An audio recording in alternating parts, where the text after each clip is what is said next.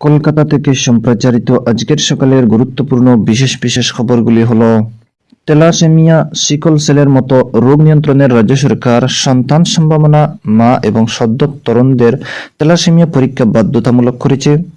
হৃদরোগে আক্রান্ত ব্যক্তিদের জরুরি ভিত্তিতে টেলিমেডিসিন পরিষেবা দিতে মান্য কার্যবিধি এসওপি তৈরি করেছে রাজ্য স্বাস্থ্য দপ্তর।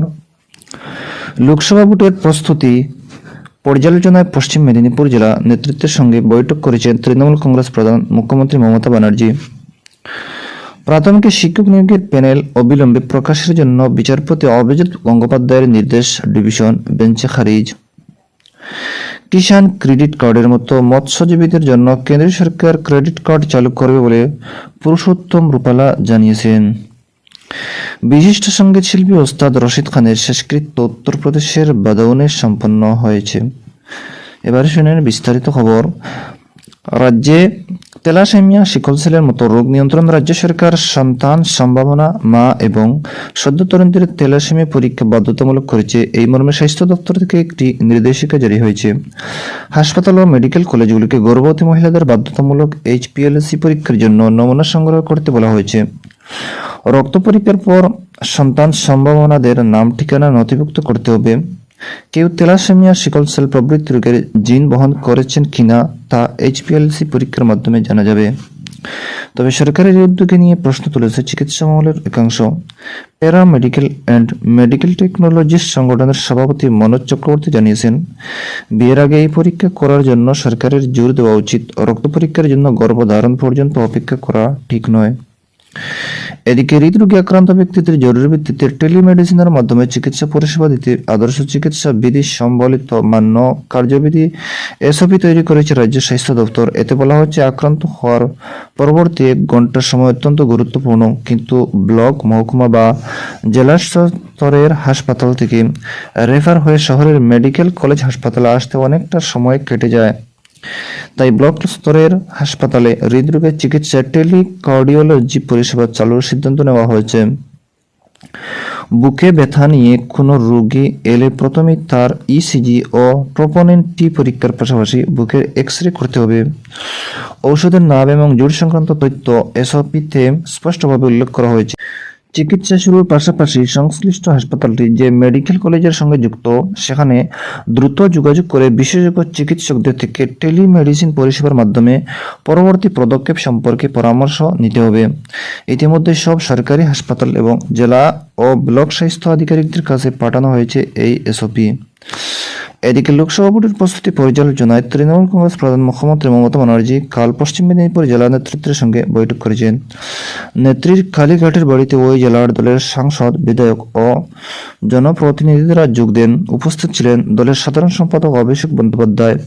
দলের নবীন প্রবীণ দ্বন্দ্ব এবং এ সংক্রান্ত বিতর্কের মধ্যে এই বৈঠক তাৎপর্যপূর্ণ বলে মনে করা হয়েছে।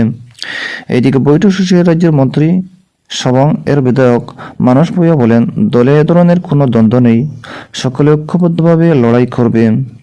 এদিকে দলীয় সূত্রে জানা গেছে, তৃণমূল কংগ্রেস নেত্রী পর্যায়ক্রমে সবকটি জেলা নেতৃত্বের সঙ্গে বৈঠক করবেন। লোকসভা ভোটে ইন্ডিয়া জোটের মধ্যে আসন সমঝোতা হবে কিনা তার জন্য অপেক্ষা না করে রাজ্যের 42টি আসনে প্রার্থী দেওয়ার জন্য প্রস্তুত থাকতে তৃণমূল কংগ্রেস নেত্রী বার্তা দেবেন বলে মনে করা হচ্ছে। পাশাপাশি বিভিন্ন জেলায় দলের গোষ্ঠীদ্বন্দ্ব মেটাতেও উদ্যোগী হয়েছে শীর্ষ নেতৃত্ব। এদিকে আসন্ন লোকসভা নির্বাচনে বিজেপি রাজ্যে প্রত্যাশার চেয়ে বেশি আসনে জয় পাবে বলে কেন্দ্রীয় গ্রামোন্নয়ন প্রতিমন্ত্রী সাধ্বী নিরঞ্জন জ্যোতি মন্তব্য করেছেন। কাল ব্যারাকপুর সাংগঠনিক জেলার গারুলিয়া বিকশিত ভারত সংকল্প সভায় যোগ দিয়ে তিনি INDIA জোটকে কটাক্ষ করেন। মন্ত্রী বলেন, দিল্লিতে আসন ভাগাভাগি নিয়ে আলোচনা করলেও এ রাজ্যে বামেরা তৃণমূলের সঙ্গে লড়াই করেছে। তৃণমূল নেত্রী অবিলম্বে দলের দুষ্কৃতীদের নিয়ন্ত্রণ না করলে তারা দলের অবস্থাও বামেদের মতো হবে। এদিকে রাজ্য সরকার প্রস্তাব না জমা দেওয়া উচ্চশিক্ষা ক্ষেত্রে PM উষা প্রকল্পের 160 কোটি টাকা আটকে রয়েছে বলে কেন্দ্র শিক্ষা প্রতিমন্ত্রী ডক্টর সুভাষ সরকার অভিযোগ করেছেন। একটি কেন্দ্রীয় দল বাঁকুড়ার বিভিন্ন কলেজ ও স্কুল পরিদর্শন করেছে। মিড ডে মিল প্রকল্প নিয়ে তারা অসন্তোষ প্রকাশ করেছে বলে শিক্ষা প্রতিমন্ত্রী জানান। জানানো হয়েছে, PM উষা প্রকল্পে রাজ্যের কলেজগুলির শিক্ষার মনোনয়ন ও পরিকাঠামো উন্নয়নের জন্য কেন্দ্রীয় সরকারের রাজ্যের কলেজগুলিকে 905 কোটি টাকা বরাদ্দ। এর মধ্যে কেন্দ্রের দেওয়ার কথা 547 কোটি টাকা। কেন্দ্রীয় সরকার ইতিমধ্যেই দু দফায় 377 কোটি টাকা রাজ্যকে দিয়েছে, কিন্তু নির্দিষ্ট সময়ে সেই টাকা খরচের হিসাব জমা না পড়া এবং রাজ্য মৌস্বাক্ষরের সম্মতি না দেওয়ার তৃতীয় কিস্তির বাকি টাকা আটকে রয়েছে। এদিকে প্রাথমিক শিক্ষক নিয়োগের প্যানেল অবিলম্বে প্রকাশের জন্য কলকাতা হাইকোর্টের বিচারপতি অভিজিৎ গঙ্গোপাধ্যায়ের নির্দেশ ডিভিশন বেঞ্চে খারিজ হয়ে গেছে। 2014 সালের টেটের ভিত্তিতে 42,949 জনকে চাকরি দিয়ে প্রাথমিক শিক্ষা পর্ষদ এই প্যানেলটি 10 দিনের মধ্যে প্রকাশের নির্দেশ দিয়েছিলেন বিচারপতি গঙ্গোপাধ্যায়। এদিকে যোগ্য চাকরি প্রার্থীদের ভবিষ্যৎ কি হবে তা নিয়ে বিচারপতি অমৃতা সিনহার সিঙ্গল বেঞ্চ রাজ্য সরকারের মতামত জানতে চেয়েছেন। বেআইনিভাবে চাকরি পাওয়া 94 জনের চাকরি বাতিলের পর যে শূন্যপদ তৈরি হয়েছে তা কিভাবে পূরণ হবে সে নিয়ে মামলাকারী রাজ্য সরকার ও পরিষদকে আলোচনায় বসতে বলেছেন তিনি। এদিকে প্রাথমিক নিয়োগ দুর্নীতি মামলায় দলিত সুজয় কৃষ্ণ বদরের কণ্ঠস্বরে নমুনা সংগ্রহের নির্দেশ দিয়ে কলকাতা হাইকোর্টের সিঙ্গল বেঞ্চ সঠিক কাজ করেনি বলে বিচারপতি সৌমেন সেন এবং বিচারপতি উদয় কুমারের ডিভিশন বেঞ্চ জানিয়েছে। সুজয় কৃষ্ণের কণ্ঠস্বরে নমুনা সংগ্রহের নির্দেশ ইডিকে দিয়েছিলেন বিচারপতি অমৃতা সিনহা। কণ্ঠস্বরে নমুনা সংগ্রহ করে ইডি, যদিও এই নির্দেশের বিরুদ্ধে ডিভিশন বেঞ্চের দ্বারস্থ হয়েছিলেন সুজয় কৃষ্ণ।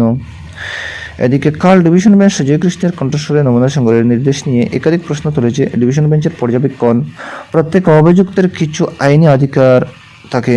আইন অনুযায়ী তিনি এই নমুনা দিতে অস্বীকার করতে পারেন। বিচারপতির তীর্থঙ্কর ঘোষের এজলাসে যখন একই বিষয় নিয়ে মামলা বিচারাধীন, তখন বিচারপতি সিনহার এই নির্দেশ সঠিক নয় বলে জানায় ডিভিশন বেঞ্চ। এই প্রবণতা মারাত্মক বলেও পর্যবেক্ষণ ডিভিশন বেঞ্চের। আদালত কাল নির্দেশ দিয়েছে, সুজয় কৃষ্ণের কণ্ঠস্বরে নমুনা পরবর্তী প্রক্রিয়ার উপর চূড়ান্ত সিদ্ধান্ত নেবেন বিচারপতি তীর্থঙ্কর ঘোষ।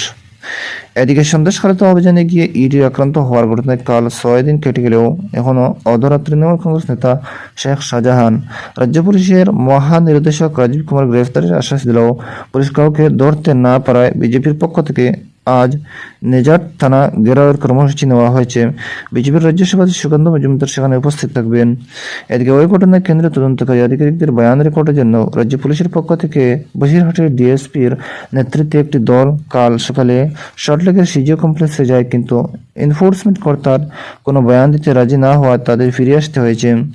অন্যদিকে সন্দেশখালীর হামলা নিয়ে হাইকোর্টে মামলা করেছে ইডি। রেশন বন্টন দুর্নীতি মামলায় তল্লাশি করতে গিয়ে তাদের উপর হামলা হওয়া সত্ত্বেও শোনা গেছে নেজার থানা তাদের বিরুদ্ধেই রাজ্য পুলিশ অভিযোগ দায়ের করেছে। তবে কেন্দ্রীয় সংস্থা হাইকোর্টে জানিয়েছে এ বিষয়ে তারা কিছুই জানে না।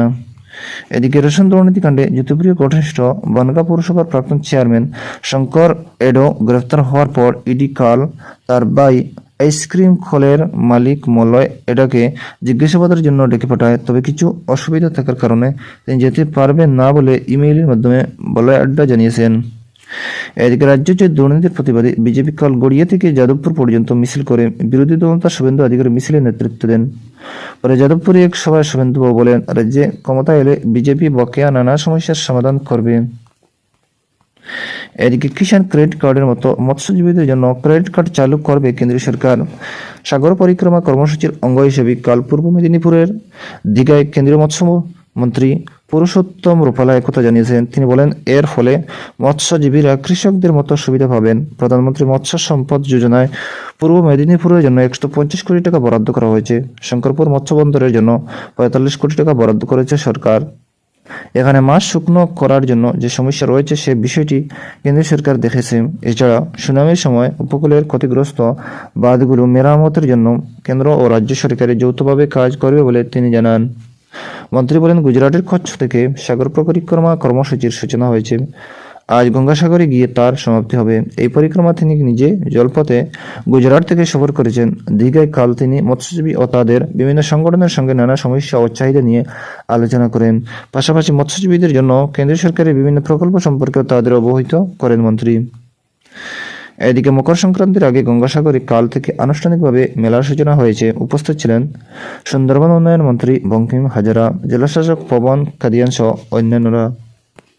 এদিকে রাজ্যপাল সিবি আনন্দ বোস কাল সাগরে কপিলামুনি মন্দিরে পূজা দেন। এদিকে বিজেপির রাজ্য সভাপতি সুকান্ত মজুমদার সেখানে যান। সন্দেশখালীর ঘটনা প্রসঙ্গে অনেক কিছু বলেছেন। এদিকে মেলাকে ঘিরে উন্মাদনার পারদ ক্রমশ বাড়ছে, আসছে পুণ্যার্থীরা। অপরদিকে গঙ্গাসাগর মেলা উপলক্ষে পূর্ব রেলের তরফে যাত্রীদের চালু হচ্ছে বিশেষ গ্যালাম্পিং ট্রেন। 12 থেকে 17 তারিখ পর্যন্ত চলবে এই স্পেশাল ট্রেনগুলি। ডাউন গ্যালাম্পিং ইএমইউ স্পেশালগুলি শিয়ালদা, নামখানা ও কলকাতা নামখানার মধ্যে চলবে। আপ ইএমআইন স্পেশাল গ্যালাকটিক ট্রেনগুলি চলবে নামখানা শিয়ালদা, লক্ষ্মীকান্তপুর শিয়ালদা ও নামখানা লক্ষ্মীকান্তপুরের মধ্যে। উল্লেখ্য, রাজ্য সরকারের তরফে মেলার দিনগুলিতে স্পেশাল ট্রেন চালানোর অনুরোধের প্রেক্ষিতেই রেলের এই সিদ্ধান্ত। এদিকে কেন্দ্র সরকার জনকল্যাণমূলক প্রকল্পগুলি সাধারণ মানুষের কাছে পৌঁছে দিতে কাল বিকশিত ভারত সংকল্প যাত্রার টেবলো ও গাড়ি নদিয়ায় রানাঘাট লোকসভা কেন্দ্রের বিভিন্ন স্থান পরিক্রমা করে কেন্দ্রের প্রকল্পগুলির সুবিধা কিভাবে মানুষ পাবেন, বিভিন্ন আর্থিক উদ্যোগের সংক্রান্ত তথ্য সবই এই প্রচার অভিযানে তুলে ধরা হচ্ছে বলে রানাঘাটের সাংসদ জগন্নাথ সরকার জানিয়েছেন। এদিকে পশ্চিম বর্ধমানের দুর্গাপুরের বিজয়নের নতুন পল্লীতে কাল বিকশিত ভারত সংকল্প যাত্রা টেবলা এসে পৌঁছায়। জয়েন্ট স্ক্রিনে কেন্দ্রের বিভিন্ন প্রকল্পের কথা সাধারণ মানুষের সামনে তুলে ধরা হয়। উপস্থিত ছিলেন বর্ধমান দুর্গাপুরের সাংসদ এস আলুওয়ালিয়া। এদিকে বিশিষ্ট সঙ্গীত শিল্পী উস্তাদ রশিদ খানের শেষকৃত্যে উত্তরপ্রদেশের বাদাউনে সম্পন্ন হয়েছে। কাল কলকাতার শিল্পীকে চোখের জলে বিদায় জানানো হয়। সকালে তার দেহ শেষ শ্রদ্ধা নিবেদনের জন্য রবীন্দ্র সদনে সাহিত্য ছিল। দুপুরে মুখ্যমন্ত্রী মমতা ব্যানার্জি উপস্থিতিতে রাষ্ট্রীয় মর্যাদায় গান স্যালুটের মাধ্যমে শিল্পীকে সম্মান জানানো হয়। এদিকে পশ্চিমে জোয়ার কেটে গেলেই ফের রাজ্যে শীত অনুভব হবে বলে আবহাওয়া দপ্তর জানিয়েছে। আলিপুর আবহাওয়া অফিস সূত্রে খবর, 10 ডিগ্রির নিচে নামতে পারে পশ্চিমাঞ্চলের পারদ, তবে শৈত্যপ্রবাহের আশঙ্কা নেই। এদিকে কাল দিনের সর্বনিম্ন তাপমাত্রা ছিল 16.1 ডিগ্রি, যা স্বাভাবিকের চেয়ে 2 ডিগ্রি বেশি। সর্বোচ্চ তাপমাত্রা ছিল 25.1 ডিগ্রি সেলসিয়াস, স্বাভাবিকের চেয়ে 1 ডিগ্রি বেশি। দর্শক বন্ধুরা, আজকের সকালের গুরুত্বপূর্ণ বিশেষ খবর এখানেই সমাপ্ত।